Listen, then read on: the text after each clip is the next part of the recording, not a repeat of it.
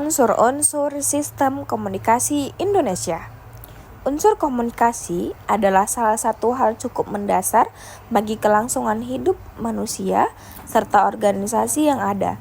Itu merupakan proses menciptakan dan berbagai sebuah ide, fakta, pandangan, perasaan, dan lainnya di antara orang-orang guna mencapai suatu Unsur-unsur pemahaman dasar bersama. Komunikasi yaitu 1. Pengirim, sumber atau komunikator. Yang kedua, pesan atau message. Yang ketiga, media atau saluran. Yang keempat, penerima atau komunikan. Yang kelima, umpan balik atau feedback. Yang keenam, efek. 1. Pengirim, sumber atau komunikator.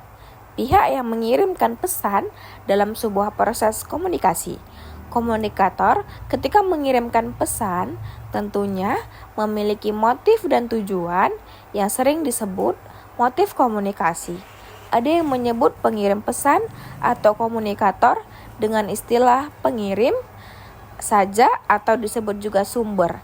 Sedangkan di sini yang menjadi komunikator itu ialah saya sendiri yang menyampaikan pesan atau komunikasi kepada kamu. Dan perlu diperhatikan dari seorang pengirim pesan itu apa sih? Nah, yang pertama itu ada kecakapan komunikasi. Kecakapan komunikasi atau keahlian komunikasi ini berhubungan dengan keahlian kita dalam membaca, mendengar, dan menangkap apa saja yang kita baca dan kita dengarkan. Yang kedua itu ada sikap.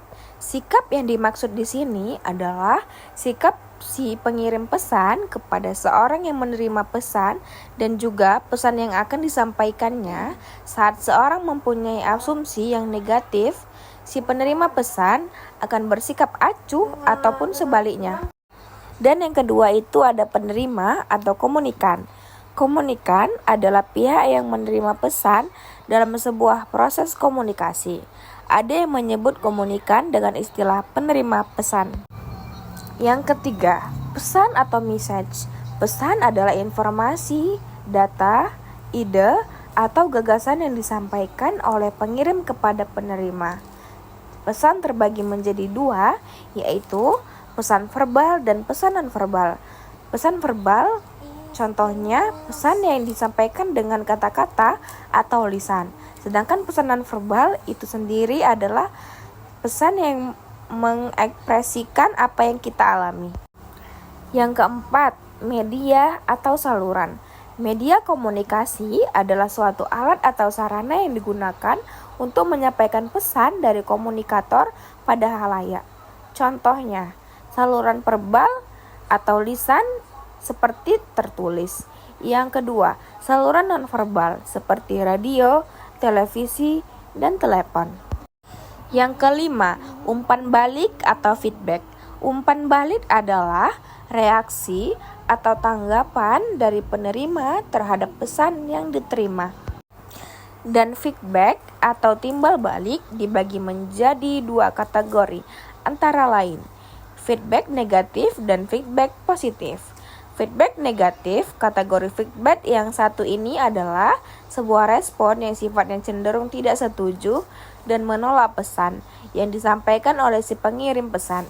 Contohnya saja, si penerima pesan bersikap acuh, menggelengkan kepala, atau sikap semacamnya. Sedangkan feedback positif adalah sebuah respon yang menunjukkan bahwa si penerima pesan setuju dengan isi pengirim pesan terkait pesan yang disampaikan. Misalnya saja, si penerima pesan menganggukkan kepala, senyuman, atau sikap responsif lainnya. Faktor-faktor lain dalam proses komunikasi. Terdapat dua faktor yang bisa semakin melengkapi proses keberhasilan komunikasi tersebut. 1. Noise.